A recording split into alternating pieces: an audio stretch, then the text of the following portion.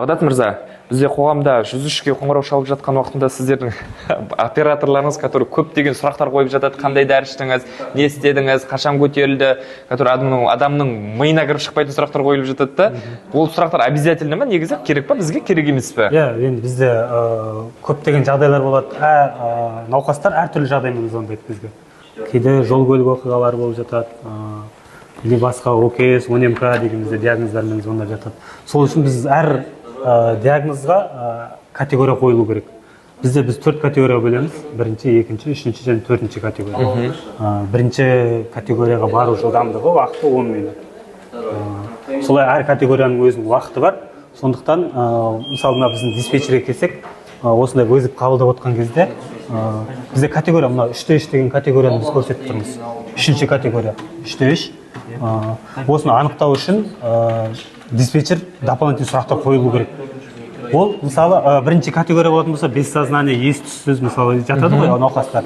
Оны анықтау үшін ол бізге бірге жататын, или 2, 3, 4-ші категория, осы қай категорияға жататын анықтау үшін бізде қосымша сұрақтар қойылады. Яғни бұл жерде, адам бессознание болса, есін жоғалтса, оған басқа категория бар. Ближайший емес. Яғни ближайший категория деген бару жылдамдық уақытын анықтау ғой бригаданың. Аурудың санатына байланысты. Аурудың санатына байланысты. Өте жақсы. Яғни, құрметті Алматы облысының тұрғындары, біздерге 103 операторлары сұрақ қойғанда ешқандай эмоцияға берілмей, ол кісілердің уақытын үнемдеу үшін және жедел жәрдемнің уақытын үнемдеу үшін сізге тезірек келсін десеңіздер, тез ол кісілердің сұрағына жауап беруді үйренейік. Тәртіп, қоғам бірінші өзімізден басталады. Бізде бір вызов қабылданып, осында 103 бөлімінде вызов қабылданады. Осы жерде санаты анықталады, ауырлық деңгейі, бірінші, екінші, үшінші, төртінші деңгей. Сосын бізде көмек деген программамен жұмыс жасайды. Автоматты түрде осы жерде қабылданған вызовтар бізде келесі бөлімге ауысады. Ол эвакуация бөлімі. Осында бізде шақыртулар келіп түседі. Осы жерден бригадаға бізде таратылады.